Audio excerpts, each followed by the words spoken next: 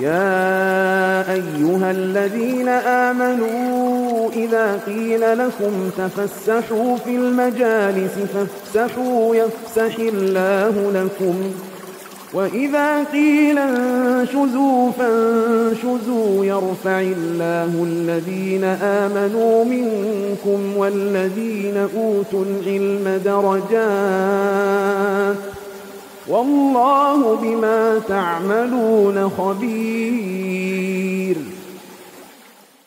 Wa ta'ala, kepada Allah lah kita memuji, memohon pertolongan dan memohon ampunan. Wa na'udzu billahi min syururi anfusina wa sayyiati a'malina, dan kita berlindung kepada Allah dari kejahatan jiwa kita dan keburukan amal perbuatan kita. May yahdihillahu fala mudilla lahu wa may yudlil fala hadiya lahu. Siapa yang Allah berikan hidayah, tidak ada yang dapat menyesatkannya, dan siapa yang disesatkan, tidak ada yang dapat memberikan hidayah baginya. Wa asyhadu an la ilaha illallah rabbi wahdahu la syarika lah, wa asyhadu anna Muhammadan abduhu wa rasuluh. Dan kita bersaksi tidak ada yang berhak disembah selain Allah. Allah adalah Rabb kita, zat yang Maha Esa, tiada sekutu baginya. Dan kita bersaksi bahwa Nabi Muhammad adalah hamba dan utusan Allah. Ya ayyuhalladzina amanu taqullaha haqqa tuqatih wa la tamutunna illa wa antum muslimun. Wahai orang-orang yang beriman, bertakwalah kepada Allah dengan sebenar-benarnya takwa, dan janganlah wafat kecuali dalam keadaan Islam. Ya ayyuhan nas ittaqu rabbakum. Wahai sekalian manusia, bertakwalah kepada Rabb kalian. Alladzi khalaqakum min nafsin wahidah wa khalaqa minha zawjaha wa batha minhuma rijalan katsiran wa nisaa'a. Yang telah menciptakan kalian dari jiwa yang satu, yang darinya Allah jadikan pasangan, kemudian dari keduanya Allah karuniakan keturunan yang banyak, laki-laki dan wanita. Wattaqullaha alladzi tasaaluna bihi wal arham. Bertakwalah kepada Allah yang kalian saling meminta dengan menyebut namanya, dan peliharalah silaturrahim. Innallaha kana 'alaikum raqiba. Sesungguhnya Allah Maha mengawasi atas diri-diri kalian. Ya ayyuhalladzina amanu taqullaha wa qulu qawlan sadida. Wahai orang-orang yang beriman, bertakwalah kepada Allah dan berkatalah perkataan yang benar. Yuslih lakum a'malakum wa yaghfir lakum dzunubakum. Niscaya Allah akan perbaiki amalan kalian dan mengampuni dosa kalian. Wa may yuti'illaha wa rasulahu faqad faza fawzan 'azima. Siapa yang taat kepada Allah dan Rasulnya, maka sungguh dia telah mendapatkan kemenangan yang besar. Ya'lamu fa inna asdaqal hadithi kitabullah. Ketahuilah sebaik-baik ucapan adalah kitabullah, firman Allah. Wa khairal hadi hadi Muhammadin sallallahu alaihi wasallam. Dan sebaik-baik petunjuk adalah petunjuk Nabi Muhammad sallallahu alaihi wasallam. Wa syarrul umuri muhdatsatuha wa kullu muhdatsatin bid'ah.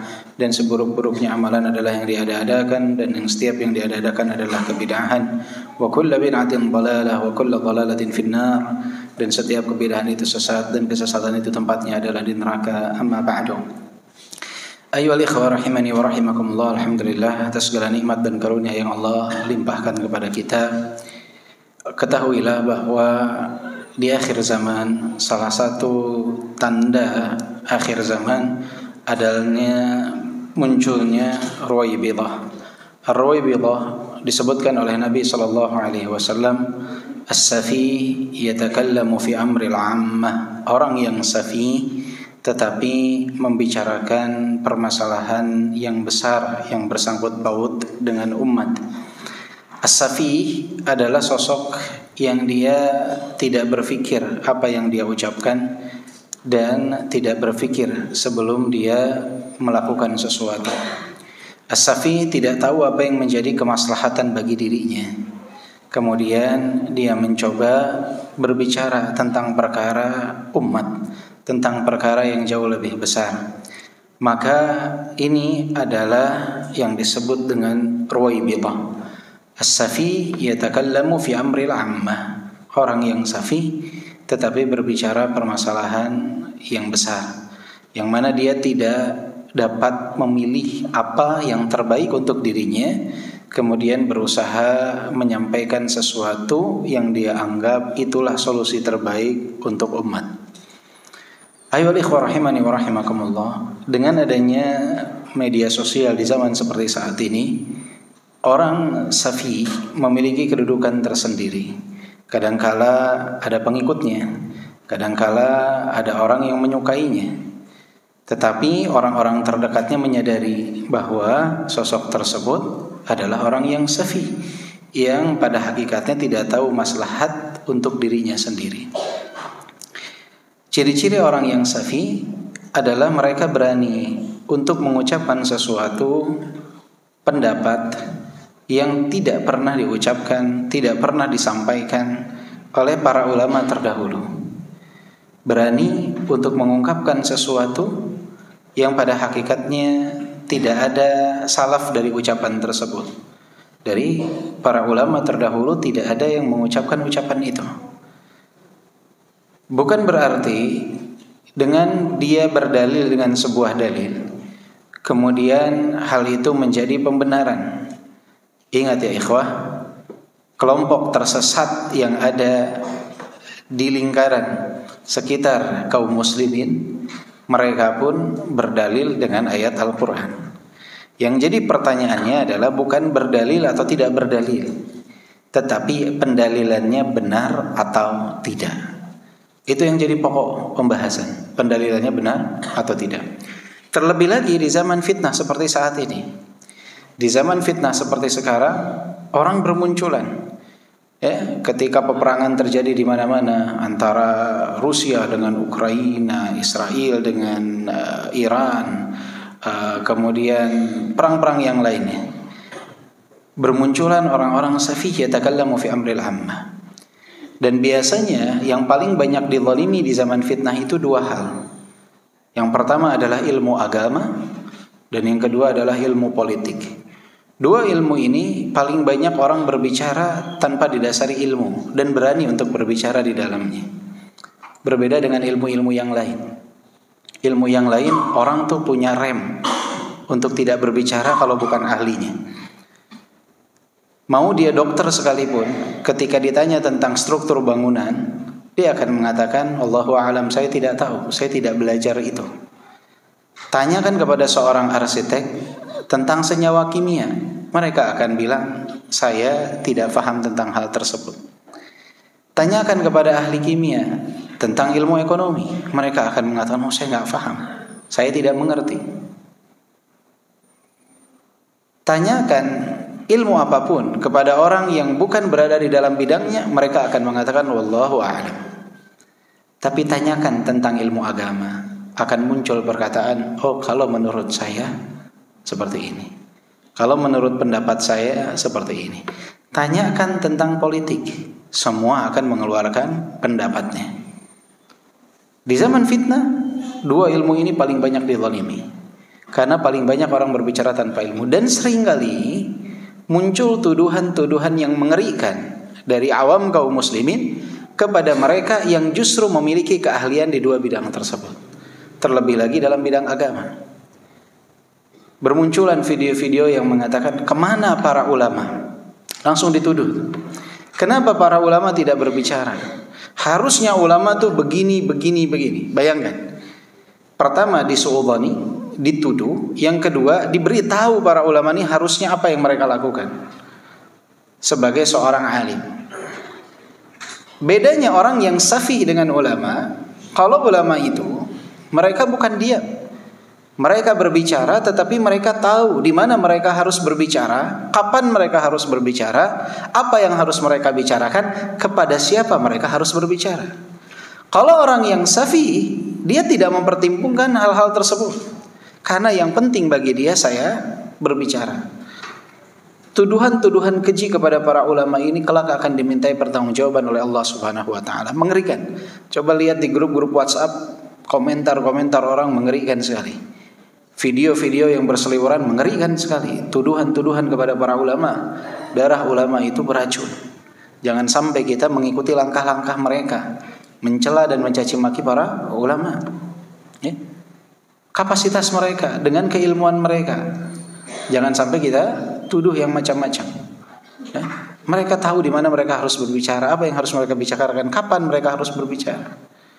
Jadi jangan disamakan dengan kita yang tidak tahu apa-apa. Juga sama dalam ilmu politik. Ada orang yang sudah puluhan tahun berkecimpung dalam ilmu politik, kemudian dituduh dengan tuduhan-tuduhan yang luar biasa. Walhasil dua ilmu ini paling banyak dizalimi, karena paling banyak orang berbicara di dalamnya tanpa ilmu. Tetapi berhati-hati ya ikhwah, jangan sampai lisan kita, tulisan kita ada celaan, cacian, tuduhan keji kepada para ulama. Di zaman fitnah ini banyak sekali yang melakukan hal tersebut. Kemudian banyak yang berbicara tanpa ilmu, mengarang bebas di zaman sekarang. Karena orang sekarang sedang mencari hal tersebut. Jadi trending. Muncullah ramalan-ramalan angka. Tahun segini bakal begini, tahun segini bakal begini. Ini ramalan dari mana sumbernya? Dari mana pendalilannya? Tidak pernah ada salaf terdahulu yang mengatakan hal tersebut. Tidak pernah ada satupun yang berani dari golongan salaf yang menentukan tahun sekian akan terjadi ini. Karena memang hal tersebut perkara gaib, tidak bisa ditetapkan kecuali adanya dalil yang pasti dari Nabi SAW. Nabi pun tidak pernah menyebutkan dengan angka seperti itu. Bahkan ketika ditanya kapan hari kiamat terjadi, mal mas'ulu anha bi'alama minasai. Jibril bertanya kepada Nabi, kata Nabi, tidaklah yang bertanya mengetahui sebagaimana yang tidaklah yang ditanya lebih mengetahui daripada yang bertanya. Ini kita sebagai malaikat terbaik, manusia terbaik, tidak tahu kapan terjadinya hari kiamat. Tiba-tiba di zaman seperti sekarang muncul angka-angka, estimasi tahun sekian akan terjadi kiamat, estimasi tahun sekian akan terjadi ini, estimasi tahun sekian akan terjadi ini. Ramalan yang dipakaikan depannya estimasi agar tidak ada tuduhan-tuduhan kepada mereka. Ini sesuatu yang mengerikan. Maka hindari para sufaha, khususnya di zaman seperti saat ini, media sosial. Ya ikhwah, rahimallahu mri'in arifa qadra nafsah. Allah merahmati seorang mukmin yang tahu kadar dirinya. Cukup berbicara apa yang kita tahu, enggak tahu diam. Udah, sama di grup juga, nggak usah berdebat. Karena berdebat dengan orang yang safih itu sesuatu yang melelahkan. Antum menjawab pendapat dia, berargumen dengan dia, itu yang diharapkan. Antum diamkan, tersiksa orang-orang safih ini. Jadi diamkan saja, menjauh. Tinggalkan grup-grup yang tidak bermanfaat. Kemudian perdebatan kusir yang tidak ada ujungnya. Masih banyak hal lain yang bermanfaat yang dapat kita lakukan. Masih banyak hal lain yang bermanfaat yang dapat kita lakukan. Sekarang di grup-grup WhatsApp tuh pesan tuh bisa 300, 200, 400. Apa yang bicara? Copy paste semua. Yang atas dia belum ditonton sama dia juga, udah langsung kirim. Belum ditonton sudah. Bagaimana tahunya belum ditonton sudah langsung membalas? Baru dikirim 1 menit, videonya 5 menit sudah ada lagi balasan. Sudah ada lagi komentar. Tandanya apa? Semua mencari pembenaran, bukan lagi mencari kebenaran.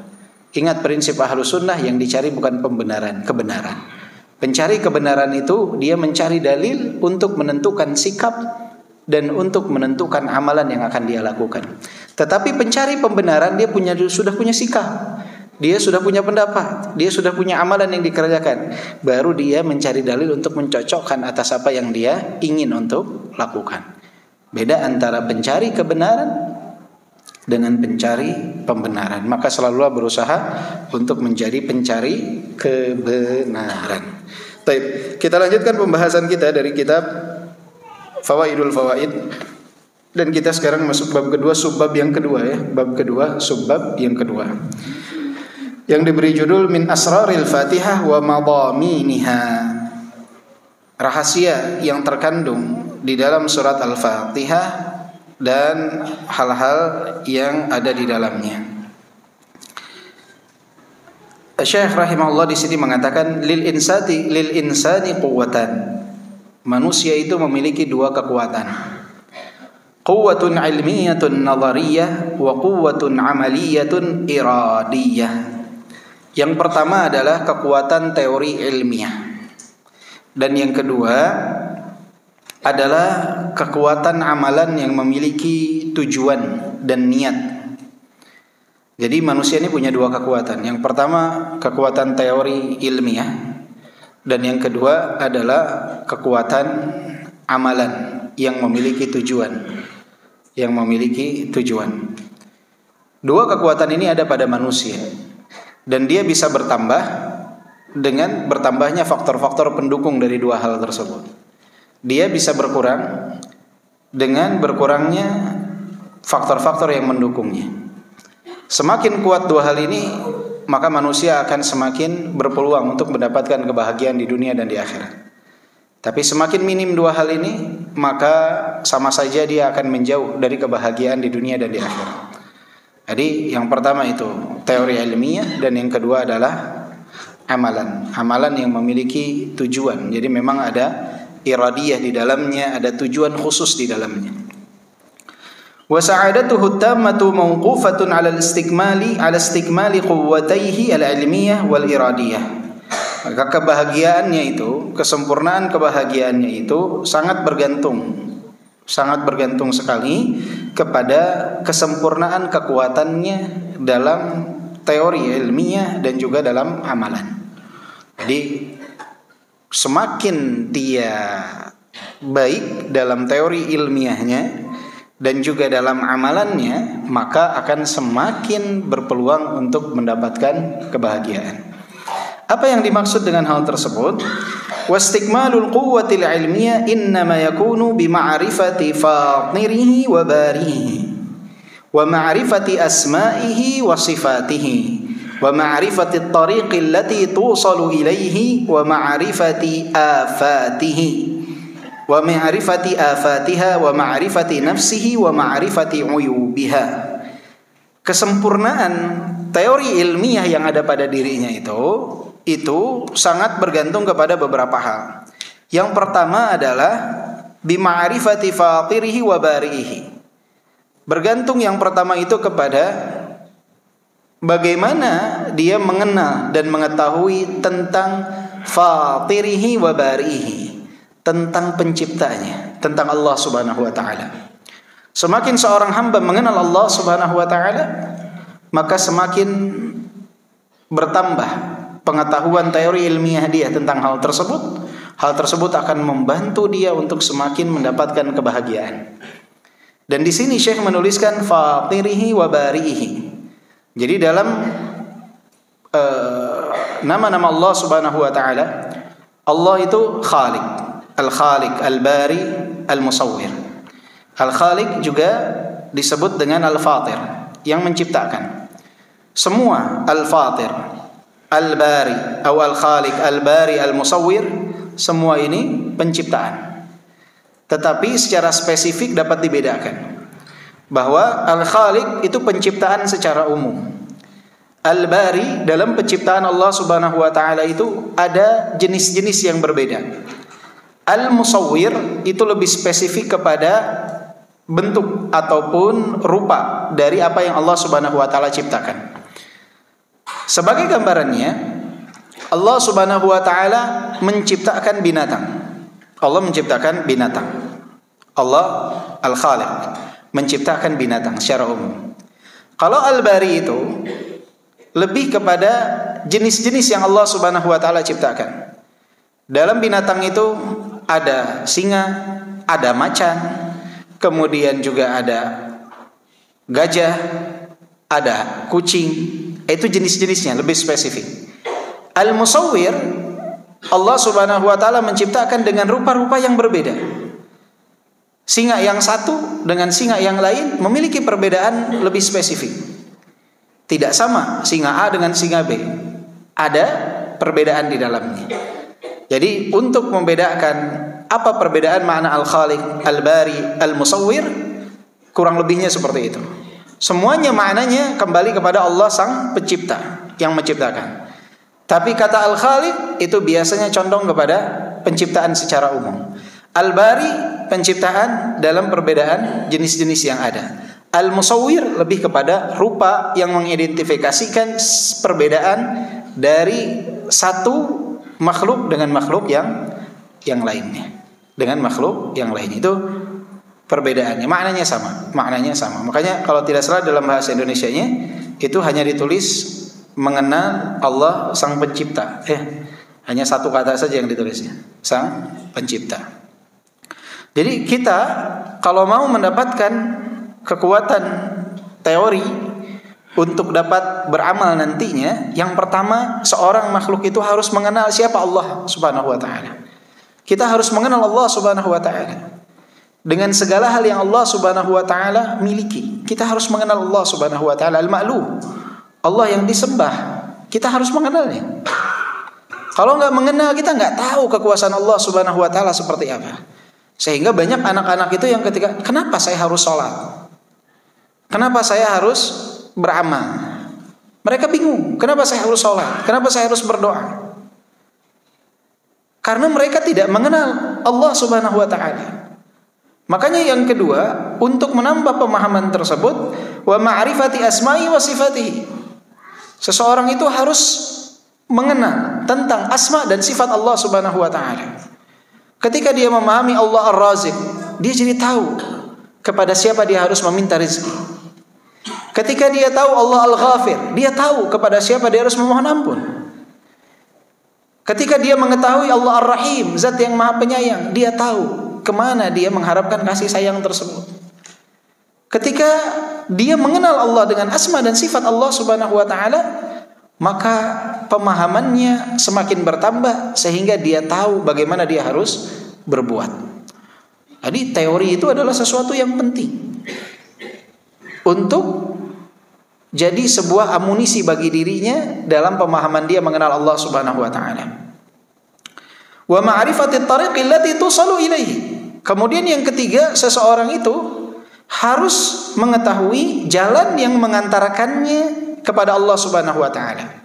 Ketika dia mengenal Allah, bahwa Allah adalah Rabb, pemilik seluruh alam semesta yang menciptakan dia. Kemudian dia lebih mengenal Allah dengan asma dan sifat Allah Subhanahu wa taala. Allah Ar-Razik, Al-Bari, Al-Khaliq, Al-Musawwil, As-Sittir, semua dari nama-nama Allah, sifat-sifat Allah dia mengenalnya. Sehingga dia tahu saya harus menyembah Allah Subhanahu wa taala. Karena apa? Karena saya telah mengenal Allah dengan asma dan sifat Allah Subhanahu wa taala yang Allah sebutkan dalam Al-Qur'an dan Nabi sabdakan dalam hadis. Tidak ada kata lain dalam hidup saya kecuali menyembahnya. Ketika sudah mengenal, dia menjadi tahu yang berhak untuk disembah hanya Allah Subhanahu wa taala. Kemudian yang ketiga, dia akan mencari jalan. Bagaimana cara saya untuk sampai kepada Allah Subhanahu wa taala? Untuk semakin dekat dengan Allah Subhanahu wa taala, untuk semakin taat kepada Allah Subhanahu wa taala.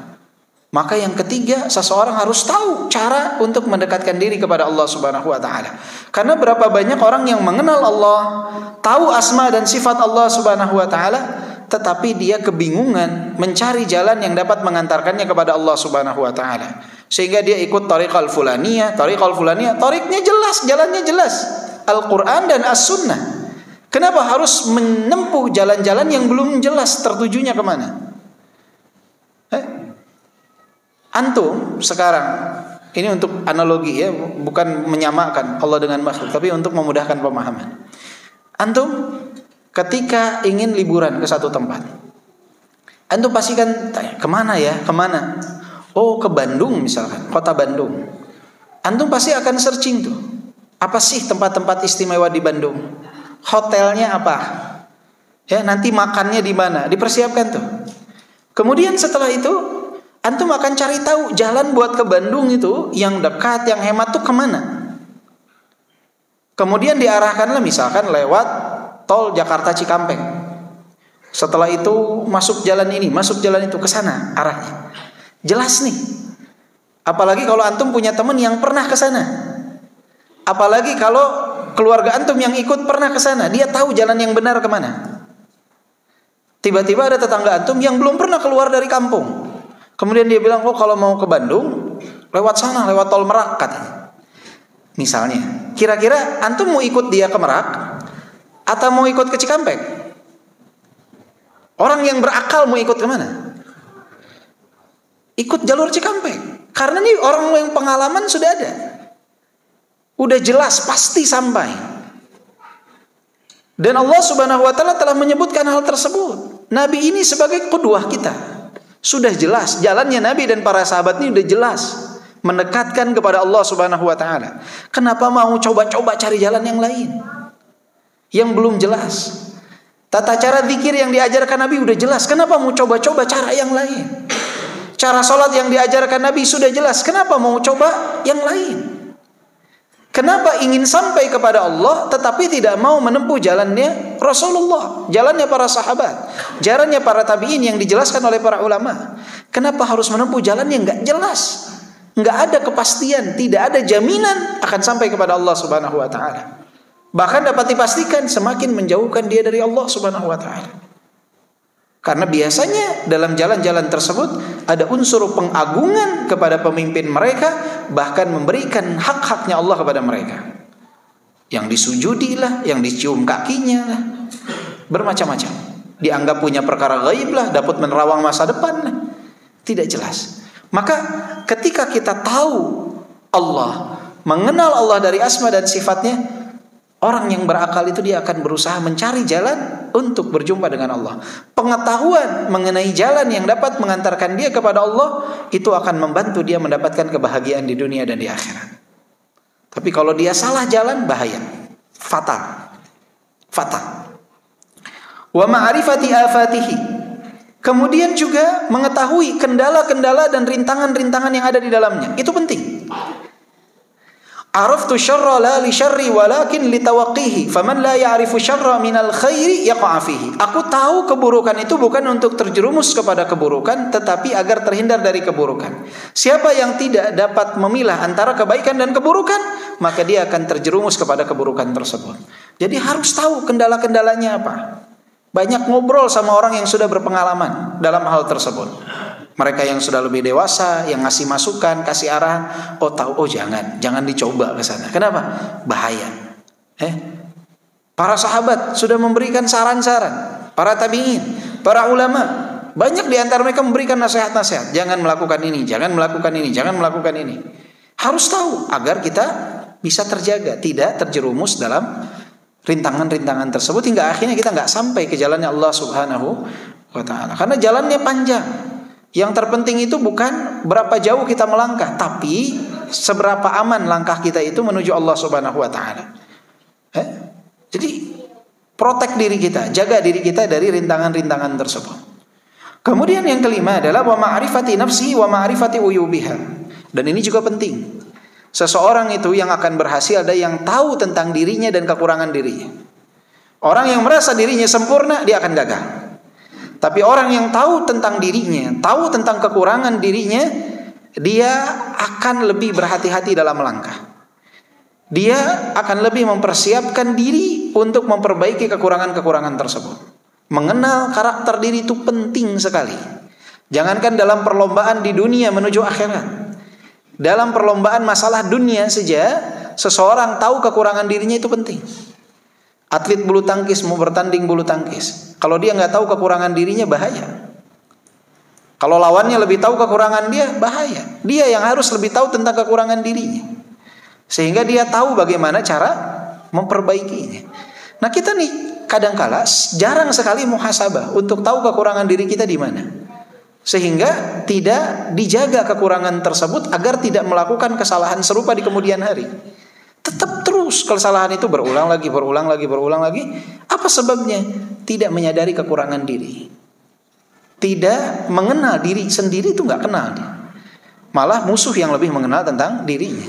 Jadi lebih ahli setan tentang diri kita daripada kita sendiri. Kendala itu di sana. Maka teori ini sesuatu yang penting. 5 faktor ini semakin kuat, kata Ibnul Qayyim, akan semakin kuat teori ilmiah seseorang. Jadi udah ada nih persiapannya. Dia kenal Allah, dia tahu asma dan sifat Allah, dia tahu jalan yang menghantarkan kepada Allah, dia sudah tahu rintangan-rintangannya apa, kemudian juga dia tahu tentang kekurangan dirinya, tentang aib-aib dirinya, sehingga dia punya persiapan yang cukup, bekal yang cukup untuk dapat dia persiapkan menuju jalan tersebut. Apalagi yang kurang? Tahu tentang diri, tahu tentang kekurangannya, tahu jalannya, tahu rintangan-rintangannya, tahu apa yang dituju oleh dia. Secara teori selamat nih kalau seperti ini. Tinggal satu lagi, amalannya. Makanya kata Syekh di sini mengatakan, "Fahadhil ma'ariful khams yahsulu kamalu quwwatihil ilmiyah." 5 faktor ini akan menjadikan seseorang menjadi sempurna dalam kekuatan teori ilmiahnya. Wa 'alamun nas a'rafuhum biha wa afqahuhum fiha. Orang yang paling berilmu adalah yang paling mengerti dan paling tafakuh dalam hal tersebut. Jadi orang yang paling mengetahui dari golongan manusia adalah yang paling mengenal hal-hal itu dan dia bertafakuh tentang hal tersebut, betul-betul faham tentang poin-poin tersebut. Maka itu penting kita mempelajari tentang asma dan sifat Allah Subhanahu wa taala, karena akan semakin memahamkan diri kita, lebih faham tentang hal tersebut. Memahami fikih Asmaul Husna, lebih faham, tafakuh di dalamnya. Kemudian mengetahui jalan yang menuju Allah Subhanahu, mana sih yang diridhoi oleh Allah. Dengan apa? Dengan belajar. Seseorang tahu mana yang benar dari yang salah, yang hak dari yang batil, yang sunnah dari yang bid'ah. Dengan apa? Belajar. Jadi tahu jalannya mana. Mana jalan kebenaran, mana jalan yang diridhai oleh Allah, mana jalan yang mengantarkan kepada Allah Subhanahu wa taala. Dengan belajar. Al-ilmu nur. Ilmu itu cahaya. Sedangkan kegelapan itu apa? Kegelapan. Bingung, enggak tahu caranya. Maka pelajari. Kuat dalam dirinya, ini sesuatu yang luar biasa. Wastikmalul quwwatil amaliyah al-iradiyah la yahsulu illa bi mura'ati huquqihi subhanahu 'ala al-ibad, 'ala al-'abd wal qiyam biha ikhlasan wa sidqan wa nushan wa ihsanan wa mutaba'atan wa syuhudan liminnatihi 'alaihi wa taqsirihi huwa fi ada'i haqqihi fa huwa mustahin min muwajahatihi bitilkal khidmah li'ilmihi annaha duna ma yastahiquhu 'alaihi wa duna duni dhalik wa annahu la sabila lahu ila istikmali hatain alquwatain illa bima'unatihi. Jadi kesempurnaan kekuatan amalan yang memiliki tujuan dari seorang hamba itu tidak akan didapatkan kecuali di saat dia menjaga hak-haknya Allah Subhanahu wa taala atas hamba. Ini yang pertama, dia harus menjaga haknya Allah Subhanahu wa taala. Apa haknya Allah dari hamba? Diibadahi, tidak berbuat kesyirikan kepadanya. Maka kesempurnaan amalan ini baru akan didapat di saat seorang hamba betul-betul menjaga diri untuk tidak berbuat syirik kepada Allah Subhanahu wa taala. Mentauhidkan Allah, memberikan haknya Allah Subhanahu wa taala. Dia tidak berdoa kecuali kepada Allah, dia tidak bernazar kecuali kepada Allah, dia tidak menyembelih kecuali untuk Allah. Dia tidak melakukan amalan apapun dari ibadah kecuali lillah. Qul inna salati wa nusuki wa mahyaya wa mamati lillahi rabbil alamin. Dia jauhkan dirinya dari segala bentuk kesyirikan, mau itu syirik kecil ataupun syirik besar. Dia hindari hal tersebut karena bahaya. Kecil ataupun besar bahaya. Syirik itu walaupun kecil itu berkaitan dengan kesyirikan, disebutnya kecil. Kalau dalam dosa masuk kategori dosa besar. Syirik itu bukan sesuatu yang ringan. Innallaha la yaghfiru ay yushraka bih wa yaghfiru ma duna dzalika liman yasha. Sesungguhnya Allah tidak akan mengampuni orang yang wafat dalam keadaan syirik. Berbuat kesyirikan gak akan diampuni. Lihat dalam lafaz ini, innallaha la yaghfiru ay yushraka bih.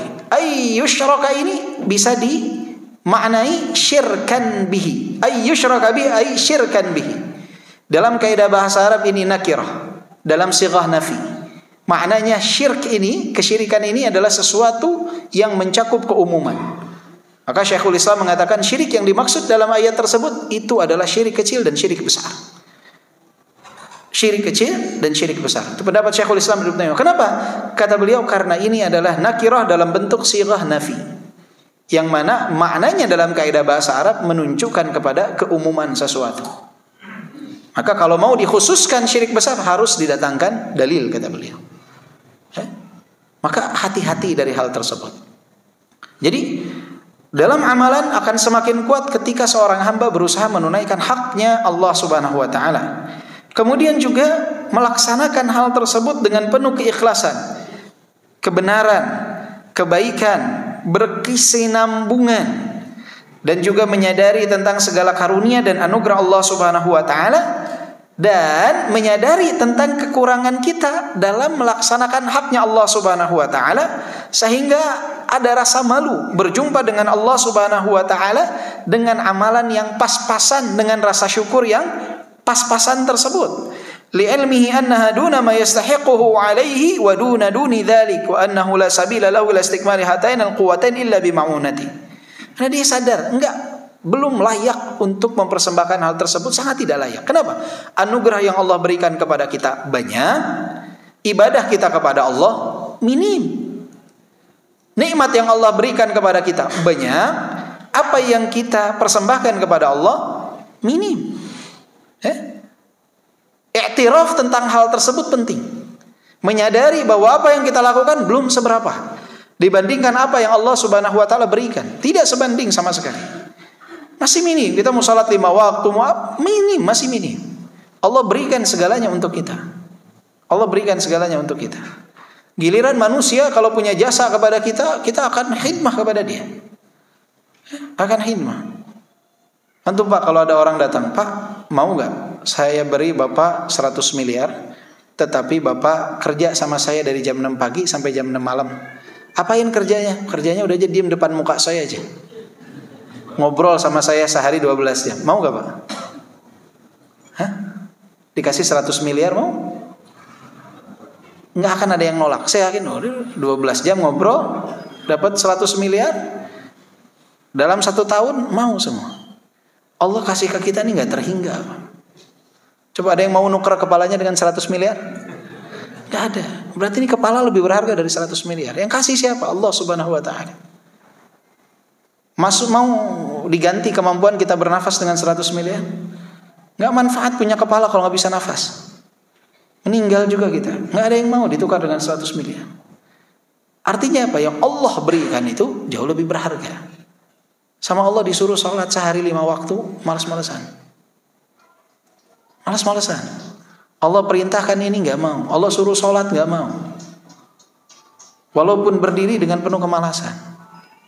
Kurang rasa syukur kita kepada Allah Subhanahu wa taala. Ma abadnaka haqqa ibadatik wala syakarna haqqa syukri. Kami ini tidak beribadah kepadamu sebagaimana seharusnya dan tidak bersyukur kepadamu sebagaimana seharusnya.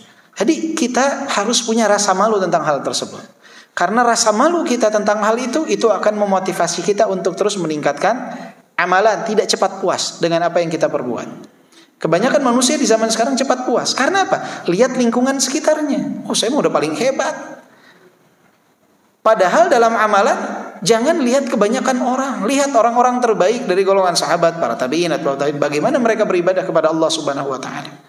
Karena standar kesolehan di zaman sekarang tuh berkurang jauh dibandingkan zaman dulu. Dulu tuh orang salat 5 waktu itu menjadi standar minimum seorang muslim. Salat 5 waktu di dalam masjid bagi laki-laki itu standar minimum muslim tandanya. Dia tidak salat di masjid seperti orang munafik. Dulu di zaman para sahabat, para tabi'in. Sekarang orang kalau sholat 5 waktu itu udah jadi standar kesolehan. Udah jadi standar kesolehan. Ketika ada orang mau melamar, dia 5 waktu sholat di masjid, udah soleh pasti. Pasti soleh, udah langsung tuh. Dulu itu standar minimum, sekarang menjadi standar kesolehan. Jadi standarnya berkurang sekarang. Maka jangan ngikutin standar di zaman kita. Kita harus berjuang bagaimana menjadi lebih baik dan lebih baik. Dan juga ingat, wa annahu la sabila lahu illa istikmali hatain alquwatain illa bima'unati. Kita nih enggak dapat mencapai kesempurnaan dalam 2 hal, teori ilmiah dan amalan, itu tanpa pertolongan Allah Subhanahu wa taala. Masih butuh kepada Allah. Jadi untuk beribadah kepada Allah pun kita butuh pertolongan Allah. Untuk mengenal Allah kita butuh pertolongan Allah. Untuk tahu jalan menuju Allah kita butuh pertolongan Allah. Nggak bisa kita tahu tentang Allah tanpa pertolongan Allah. Tidak bisa kita tahu jalan menuju Allah tanpa pertolongan Allah. Tidak bisa kita ibadah tanpa pertolongan Allah Subhanahu wa taala. Maka semuanya pun membutuhkan pertolongan Allah Subhanahu wa taala. Fahuwa muttarrun ila an yahdiyahu as-siratal mustaqim alladhi hada ilayhi awliya'ahu wa khassatahu. Maka pada hakikatnya hamba itu butuh sekali kepada Allah Subhanahu wa taala untuk memberikannya hidayah menuju jalan yang lurus sebagaimana jalan yang dikaruniakan kepada para aulia, wali-wali Allah Subhanahu wa taala dan orang-orang yang memiliki kedekatan dengan Allah Subhanahu wa taala. Wa an yujannibahu al-khuruj an dzalika as-sirat imma bi fasadin fi quwwatihi al-ilmiyyah fayaqa fi ad-dhalal aw imma fi quwwatihi al-amaliyah fayujibu lahu al-ghadab. Maka seseorang itu harus berhati-hati. Jangan sampai dia keluar dari jalan keistiqomahan tersebut. Biasanya keluarnya seseorang dari jalan keistiqomahan itu sebabnya 2. Yang pertama itu adalah kerusakan pada teori ilmiahnya dia. Dan ini dapat mengantarkannya dalam kesesatan. Dan yang kedua adalah kerusakan dalam amalannya. Dan ini dapat mendatangkan kemurkaan Allah Subhanahu wa ta'ala. Jadi kalau teorinya konslet, pemahamannya, keilmuannya konslet, itu dapat mengantarkan kepada kesesatan. Kalau yang konslet amalannya, itu dapat menghantarkan kepada kemurkaan Allah Subhanahu wa taala. Makanya kita berdoa kepada Allah, ghairil maghdubi alaihim waladdallin. Kita enggak mau menjadi kelompok orang-orang yang dimurkai oleh Allah dan kelompok orang-orang yang tersesat. Kapan seseorang itu dimurkai oleh Allah? Ketika dia punya kapasitas ilmu tetapi dia tidak beramal. Kapan orang itu menjadi yang tersesat? Ketika dia tidak memiliki kemampuan pengetahuan yang cukup sehingga dia dapat menuju kepada kesesatan. Yang dibenci oleh Allah ini adalah orang-orang yang memiliki dua karakter tersebut. Siapa orang yang dimurkai oleh Allah? Ini ciri khasnya orang-orang Yahudi. Ilmu punya, amalan gak ada.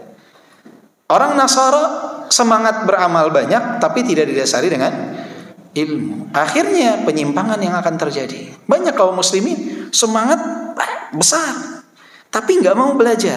Bahaya. Mudah untuk dijadikan alat oleh orang-orang yang tidak punya niat yang baik. Ya. Ilmu ada tapi amalan minim, itu juga bahaya. Itu juga bahaya. Nah, dari dua hal tersebut barulah Ibnu Qayyim rahimahullah menunjukkan apa kaitannya hal-hal yang kita butuhkan itu dengan surat Al-Fatihah.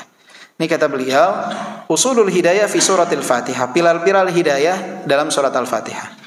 Fakamalul insan wa sa'adatuhu la tatimmu illa bimajmu'i hadhil umur. Jadi kebahagiaan seseorang, kesempurnaan seseorang itu tidak akan mendapat kesempurnaan kecuali dia telah melaksanakan apa yang disebutkan dari faktor-faktor tadi. Baik faktor-faktor yang mendukung teori ilmiah ataupun faktor-faktor yang mendukung amalan dia dalam mencari keridhaan Allah Subhanahu wa taala. Wa qad tadammanatha suratul Fatihah wa intadhamatha akmal intilam. Jadi dan dalam surat Al-Fatihah ini sudah mencakup semuanya. Bahkan tersusun dengan begitu indah, begitu rapi, begitu tersusun dalam surat Al-Fatihah. Sehingga layak disebut dengan Ummul Kitab. Karena luar biasanya surat Al-Fatihah yang kita baca minimal 17 kali sehari.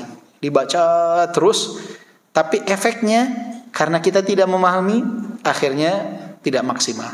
Maka inilah momentum untuk kita memahaminya.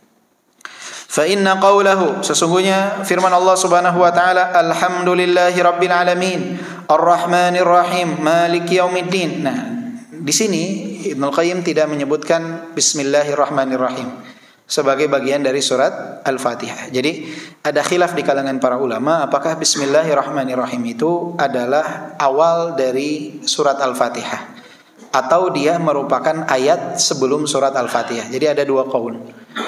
Dalam mazhab Syafi'iyah mengatakan bahwa bismillahirrahmanirrahim itu adalah ayat pertama dari surat Al-Fatihah. Juga riwayat dari mazhab Imam Ahmad ibn Hanbal. Sedangkan yang mutabar dalam mazhab Imam Ahmad ibn Hanbal, juga dalam mazhab Malikiyah juga ada riwayat yang mana mereka berpendapat bahwa bismillahirrahmanirrahim itu bukan ayat pertama dari surat Al-Fatihah, tetapi dia ayat permulaan sebelum Al-Fatihah sebagaimana di surat-surat yang lain kecuali surat At-Taubah. Jadi ini khilaf memang di kalangan para ulama. Apa yang menjadi dalil? Di antaranya ada dalil Nabi SAW ketika menyebutkan tentang surat Al-Fatihah, yang mana Allah menyebutkan surat Al-Fatihah itu terbagi menjadi dua. Bagian yang pertama alhamdulillahirabbil alamin, yang mana hamba memuji Allah Subhanahu wa taala. Nah, di dalam hadis tersebut Nabi tidak menyebutkan lafaz bismillahirrahmanirrahim. Sehingga di sini khilaf di kalangan para ulama. Afdalnya seperti apa ketika kita baca Al-Fatihah? Ya tetap baca bismillahirrahmanirrahim. Keluar dari khilaf yang ada, keluar dari khilaf yang ada. Tinggal perkaranya mau dijaharkan atau disirkan. Mau dijaharkan atau disirkan. Di sini disebutkan alhamdulillahirabbil alamin arrahmanirrahim maliki yaumiddin.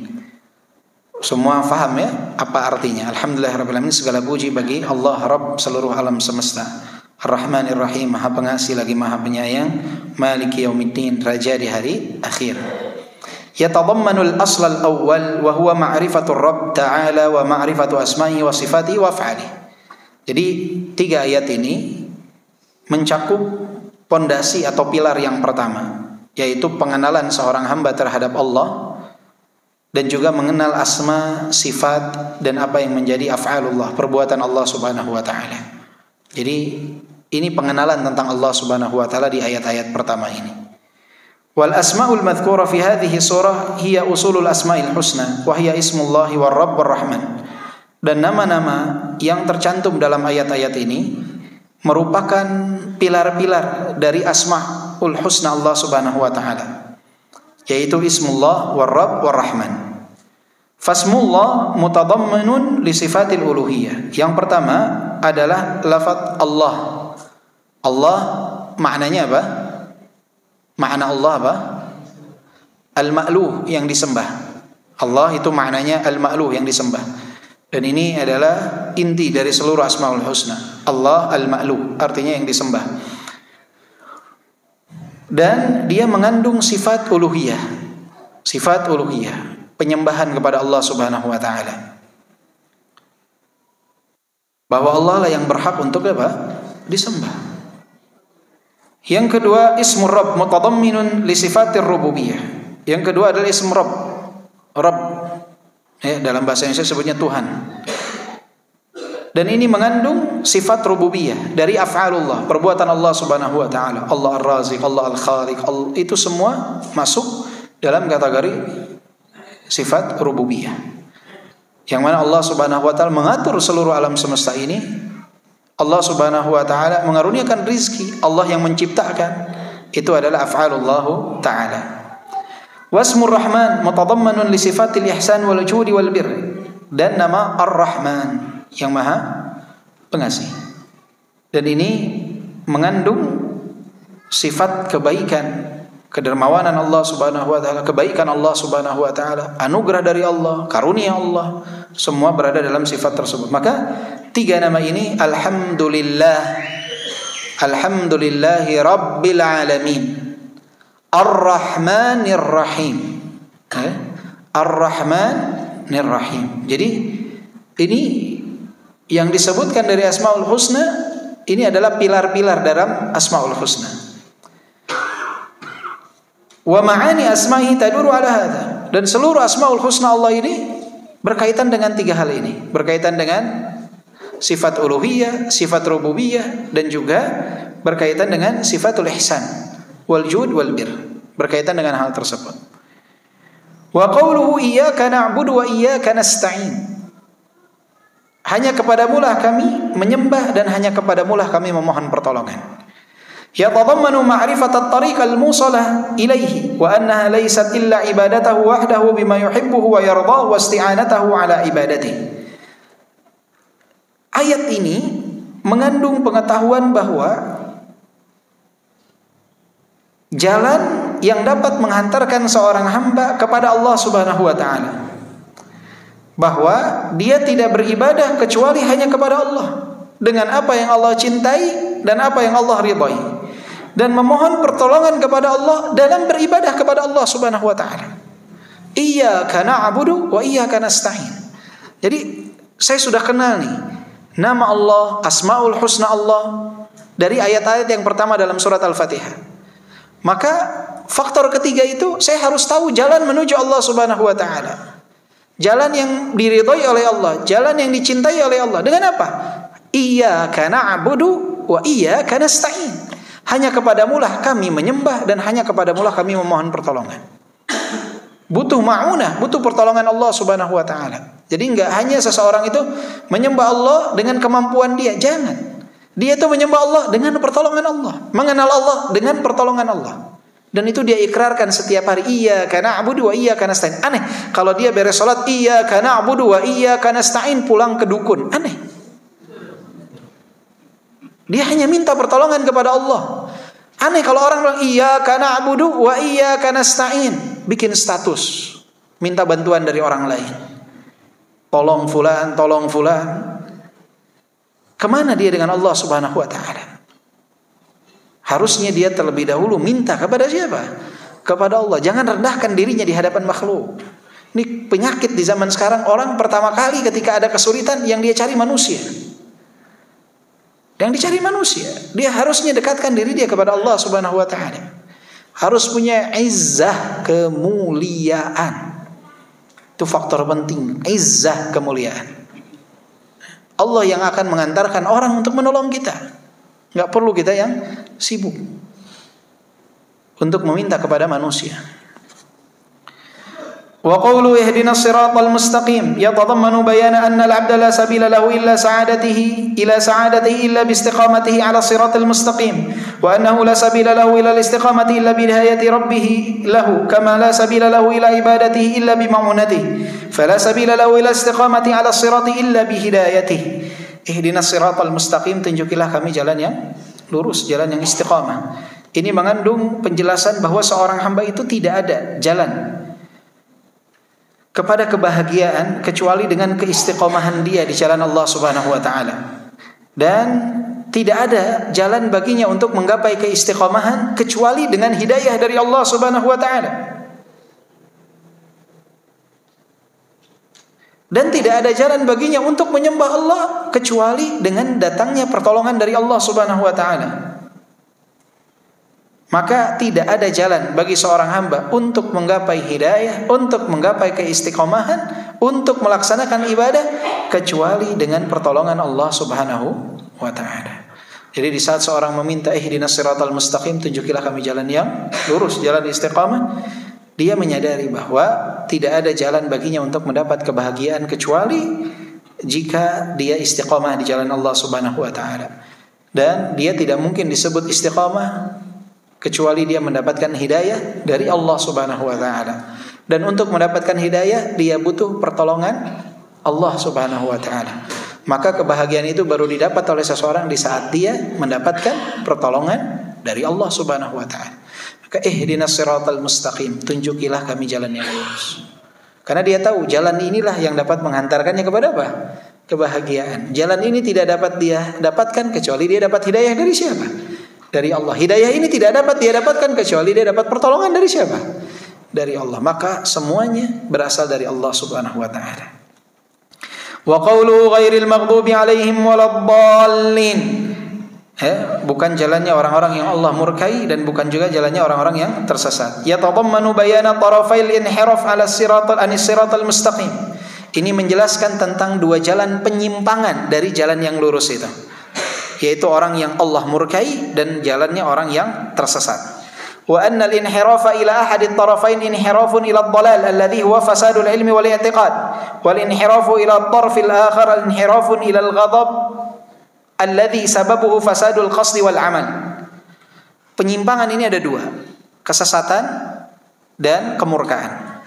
Kesesatan ini sebabnya adalah kerusakan pada ilmu dan keyakinan. Ilmu dan keyakinannya rusak, akhirnya dia tersesat.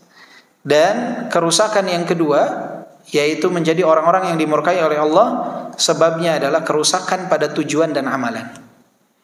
Tujuannya rusak, amalannya rusak, maka ini akan menjadikan seorang hamba dimurkai oleh Allah Subhanahu wa taala. Di saat niatnya rusak, ilmunya rusak, keyakinannya rusak, keyakinan dia rusak, ilmunya rusak, akan menyebabkan dia tersesat. Di saat dia punya ilmu tapi tujuannya buruk, tetapi amalannya buruk, maka dia akan menjadi orang yang dibenci oleh Allah Subhanahu wa taala. Ilmu punya tapi dia beramal tujuannya buruk. Amalannya mah benar, amalannya tidak rusak. Amalannya benar tapi tujuannya yang rusak. Ini akan menjadi bagian dari kelompok orang-orang munafik. Kenapa? Dia beramal bukan karena Allah Subhanahu wa taala, tapi karena tujuan yang lain yang dia inginkan dari kenikmatan dunia. Dia akan menjadi orang yang dibenci walaupun tata cara salatnya benar, walaupun tata cara puasanya benar, tetapi tujuannya rusak. Niatnya bukan karena Allah Subhanahu wa taala. Ada juga orang yang dia punya kapasitas ilmunya, tetapi amalannya rusak, dia tidak beramal. Dia tinggalkan kewajiban, mengerjakan apa yang diharamkan, akan menjadi orang yang dibenci oleh Allah Subhanahu wa taala, dimurkai oleh Allah Subhanahu wa taala. Kalau orang yang menyimpang, dia punya niat yang baik, tetapi tidak punya ilmu yang benar, akhirnya dia juga akan menyimpang. Karena dengan ilmu yang salah dia akan mengerjakan amalan-amalan yang tidak harusnya dia kerjakan. Dia akan melakukan perbuatan yang keliru dan salah. Niat baik saya mau sholat, tapi nggak pernah belajar tentang sholat. Akhirnya dia sholat tanpa kesucian.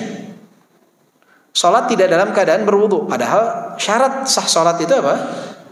Berwudu.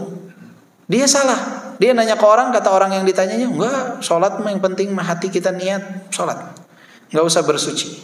Jadi salah gak? Mau dikatakan benar gak? Enggak, tetap salah. Mau niatnya benar juga tetap apa? Salah. Saya sering katakan niat yang benar tidak menjadikan sebuah amalan itu benar sampai perbuatannya benar. Yang sering saya analogikan, orang pasang keramik depan rumah dibalik sama dia. Ketika ditanya kenapa dibalik, biar tidak licin kalau hujan. Niatnya baik gak? Baik. Amalannya baik? Benar yang dikerjakan? Apakah bapak sebagai pemilik rumah, ibu sebagai pemilik rumah, bagus pak, masya Allah niat bapak baik, saya dukung. Atau akan komplain? Komplain, ini salah pak, bapak niat bapak baik, iya, tapi cara bapak salah. Kita awalnya negurnya baik-baik kan ya, kemudian kata dia, enggak, ini cara yang benar kata dia. Kita nasihati lagi, nggak mau juga. Kira-kira kita mau rekomendasikan dia gak pak ke saudara kita yang mau bangun rumah? Pakai itu tuh tukangnya niatnya baik. Bakal seperti itu gak? Kita akan, pak jangan pakai sana, saya udah nasehatin, udah kasih tahu, gak nurut-nurut. Bapak jangan pakai lagi dia. Wajar gak seperti itu? Anehnya dalam ilmu dunia wajar, dalam ilmu agama dianggap gak wajar hal seperti itu. Padahal ilmu agama lebih membutuhkan nasihat-nasihat semacam itu. Bahkan tuduhan-tuduhan palsu datang kepada orang-orang yang menasihati hal seperti, pak jangan pak, ini bahaya pak, punya penyimpangan nih pak. Masa dia nganggap ada nabi setelah Nabi Muhammad misalkan, ya, masa dia punya keyakinan seperti ini? Jangan, saya udah nasihatin, nggak mau dinasihatin. Saya sudah coba arahkan ke yang baik, nggak mau juga. Kira-kira kita bakal rekomendasikan nggak ketok masjid A, masjid B pak, suruh dia ngisi pak, suruh dia ceramah, rusak semua agama orang lain. Rumah kita nggak mau rusak, kalau agama orang nggak apa-apa rusak. Bahaya seperti ini. Ya, baik. Fa'awwalu suratir rahmah wa awsatu fa'awwalu surah rahmah wa awsatuha hidayah wa akhiruha ni'mah wa akhiruha ni'mah. Maka kata Syekh Ibnu Qayyim mengatakan, Ibnu Qayyim, jadi surat Al-Fatihah ini diawali dengan rahmat, di tengahnya ada hidayah dan di akhirnya ada kenikmatan. Al-'abdu bainan ni'mati wal hidayah, hamba itu di antara nikmat dan hidayah. Wa haddul 'abdi minan ni'mah ala qadri haddihi minal hidayah. Jadi seseorang itu kadar kenikmatannya itu sangat bergantung kepada kadar hidayahnya. Jadi hidayah ketika ada dalam diri seseorang dia akan semakin bahagia. Ketika dia jauh dari hidayah akan semakin tersiksa. Jadi kadar ketaatan akan bergantung kepada kadar kebahagiaan. Jadi bukan hasil, tapi hidayah ini yang akan menentukan kebahagiaan. Bukan sesuatu dari materi dunia. Makanya kebahagiaan itu nggak kenal materi pak. Orang sekaya apapun belum tentu bahagia. Jadi kekayaan itu nggak berbanding lurus dengan kebahagiaan. Kemiskinan pun tidak berbanding lurus dengan kesedihan.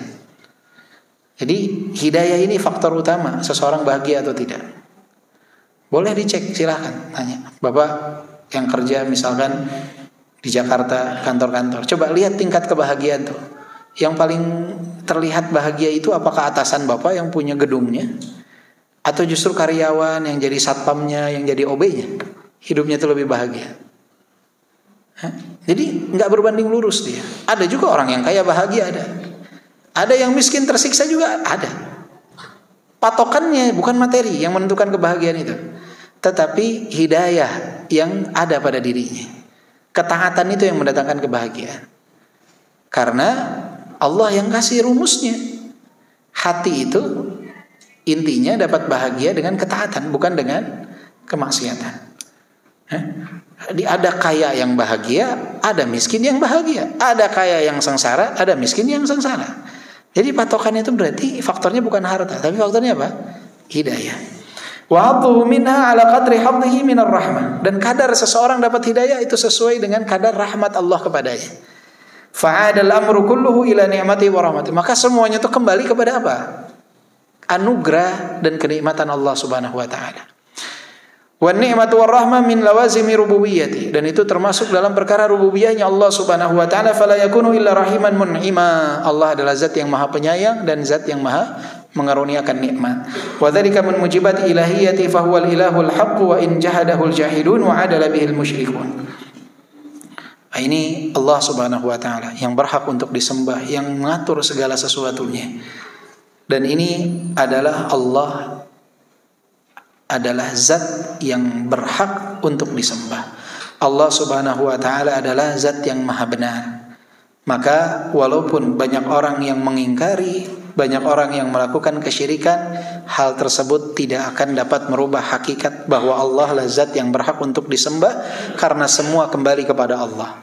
Kita ingin dapat bahagia dengan hidayah, hidayah ini tidak datang kecuali dengan pemberian Allah, dengan nikmat dan karunia dari Allah. Maka mintanya semua kembali kepada siapa? Kepada Allah Subhanahu wa taala. Mau ada orang yang berbuat kesyirikan, mau ada yang mengingkari, itu enggak akan merubah hakikat Allah Subhanahu wa taala. Faman tahaqqaqa bi ma'anil Fatihah ilman wa ma'rifatan wa 'amalan wa halan faqad faza min kamalihi bi awfari nasib. Wa sarat ubudiyyatuhu ubudiyatal khassa alladhi irtafa'at darajatuhum an awamil muta'abbidin wallahul musta'an. Maka siapa yang betul-betul mengamalkan, mengaplikasikan surat Al-Fatihah dari segi ilmu, kefakihan, pengenalan, amalan, maka dia telah mendapatkan keberuntungan yang seutuhnya, sehingga pengibadahannya kepada Allah Subhanahu wa taala itu terangkat derajatnya menjadi pengibadahan yang khusus, yang dia akan berbeda dari awam kaum muslimin, dari kebanyakan orang yang menyembah Allah. Jadi ketika dia sudah tahu nih makna Al-Fatihah, dia sudah tahu ilmu yang ada di dalamnya, kemudian dia mengamalkan apa yang ada dalam Al-Fatihah itu dalam kehidupan dia. Dia refresh setiap hari kan. Dia sholat subuh, dia baca Al-Fatihah tersebut. Berarti dia berusaha tuh sampai zuhur atau sampai duha untuk mengamalkan itu. Nanti dari duha ke zuhur dia coba lagi untuk berusaha menjaga mengamalkan itu. Zuhur ke asar dia coba protek tuh. Iyyaka na'budu wa iyyaka nasta'in ihdinas siratal mustaqim. Permintaan dia kepada Allah dia akan coba jaga. Jadi dia ketahui, dia amalkan, dia aplikasikan dalam hidup dia. Asar ke maghrib, maghrib ke isya, isya nanti ke subuh diselingi dengan tahajud misalkan atau witir. Diprotek oleh dia dengan selalu menjaga Al-Fatihah ini. Kira-kira bakal sama gak penghambaan orang yang tahu mengamalkan dengan yang asal baca saja Al-Fatihah tersebut? Beda. Maka jika kita sudah mengetahuinya, harus mengangkat lebih posisi kita untuk dapat menjadi penghambaan yang istimewa, penghambaan yang didasari dengan ilmu, penghambaan yang didasari dengan niat, penghambaan yang didasari dengan tujuan, mengenal kenapa saya harus menyembah Allah, kenapa saya harus sujud dan ruku kepada Allah. Ini jalan yang dapat menghantarkan saya kepada Allah. Ini jalan kebahagiaan. Saya minta hidayah kepada Allah yang di dalamnya ada kebahagiaan dunia dan akhirat. Dan ini adalah karunia dari Allah. Mintanya hanya kepada Allah. Dan saya tidak mau menjadi orang-orang yang menyimpang seperti orang-orang Yahudi dan Nasrani, orang-orang yang dibenci, orang-orang yang tersesat, karena mereka memiliki ilmu yang mumpuni tetapi tidak mengamalkan dengan tujuan yang baik, atau jauh dari amalan, atau mereka yang punya niat yang baik tetapi tidak didasari dengan keilmuan yang baik. Maka orang muslim dia akan gabungkan dua hal ini. Dia akan berusaha menjadi orang yang memiliki ilmu, mendalami apa yang harus dia dalami, dan dia akan berusaha untuk mengamalkan dengan tujuan yang baik. Jadi Al-Fatihah ini di refresh setiap hari, mau 17 kali dibaca. Nah, kalau kita tidak mengamalkannya, bahaya. Bahaya. Maka Allah tidaklah memerintahkan kita untuk mengulang, tidak dijadikan rukun dalam setiap rakaat, melainkan keutamaan yang di dalamnya ini sangat istimewa, sangat luar biasa. Semoga Allah berikan taufik kepada kita. Ada hadiah?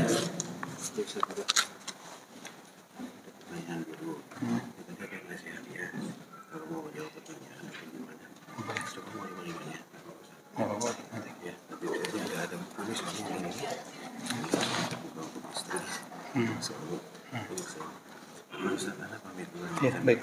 Ya, siap. Barakallahu. Ini ada pertanyaan.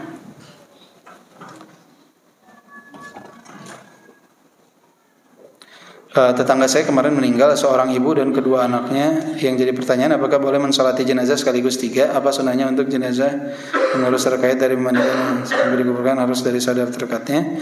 Yang pertama, tidak harus dari saudara terdekatnya, tapi yang mampu, yang memahami tentang tata cara dalam memandikan, kemudian juga dalam menyolati dan menguburkan. Dan kalau memang keluarganya memahami, yang lebih utama, terutama dalam menyolatkan jenazah, keluarga terdekat lebih berhak untuk menyolatkan. Biasanya kalau jenazah itu ada di masjid, imam masjid biasanya mempersilahkan, ada gak dari keluarganya yang mau mengimami.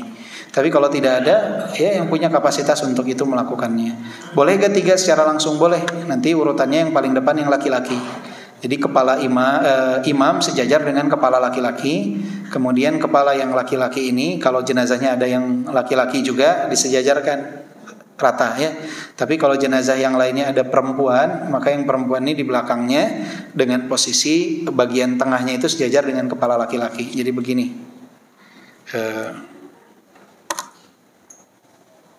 Ini imam nih, ini kepala laki-laki misalnya. Ya, jenazah laki-laki. Maka nanti yang perempuannya apa? Bagian tengahnya itu sejajar dengan kepala jenazah yang laki-laki. Ya, kepala yang jenazah yang laki-laki. Boleh. Mau 3, mau 4, mau 5, saya cukup saja tempat untuk menyolatkannya.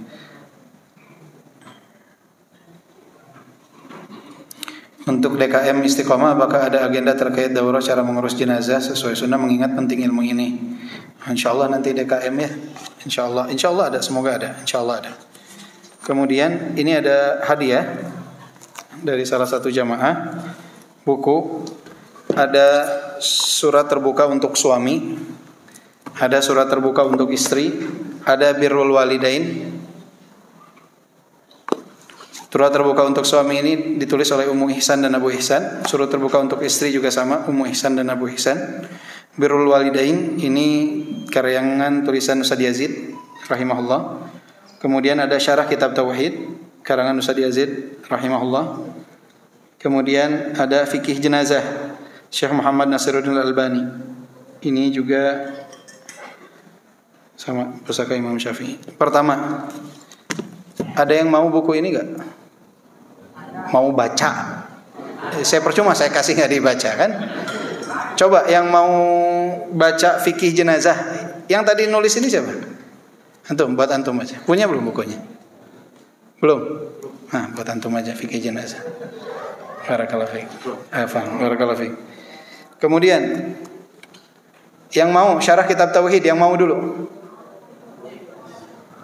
Bapak-bapak yang mau angkat tangan Pak, enggak apa-apa Pak. Mau. Ada yang udah punya? Hah? Belum? Nah, baik. Kitab tauhid. Bagi yang mau nih ya, nanti yang angkat tangan yang mau. Kitab tauhid itu ditulisnya oleh siapa? Ustaz Yazid syarahnya, penjelasannya. Kitabnya ditulis sama siapa? Ya? Syekh Muhammad. Ya Pak? Ah, Bapak ini Pak, enggak apa-apa beda bukunya Pak. Ya, barakallahu fiik. Istri masih ada Pak? Istri masih ada? Ini Bapak sama istri. Apaan? Barakallahu fiik. Ini yang birrul walidain untuk ibu-ibu di atas. Mau Bu? Tinggal 1 bukunya. Saya nggak tahu yang suaminya ikut. Baik Bu, pertanyaannya Bu. Kitab Al-Fawaid itu ditulisnya oleh siapa?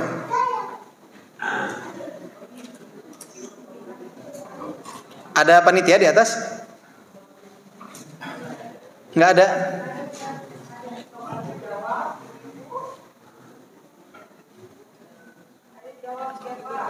Ah, ini ada kitabnya. Atau saya tanya ke bapak-bapak aja. Bapak-bapak aja biar cepat ya. Pak, pertanyaannya Pak. Nanti insya Allah ada istrinya di atas. Yang boleh jawab yang istrinya ikut. Ya, jadi istrinya yang dapat nanti. Baik, pertanyaannya Pak.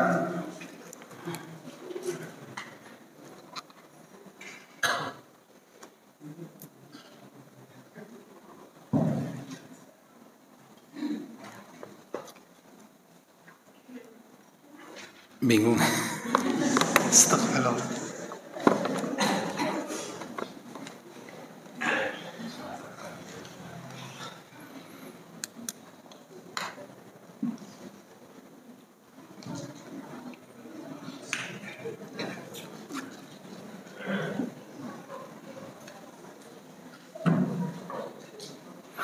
Yang orang tuanya dua-duanya masih hidup tuh.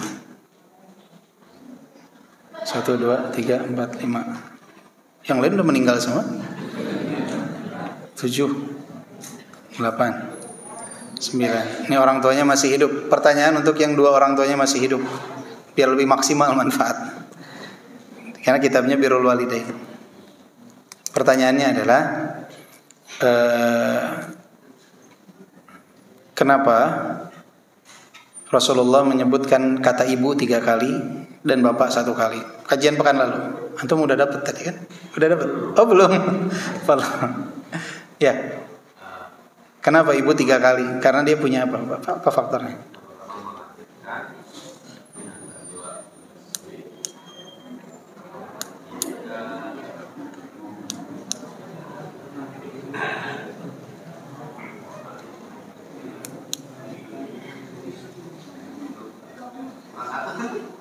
Nantum sebelum dilahirkan dia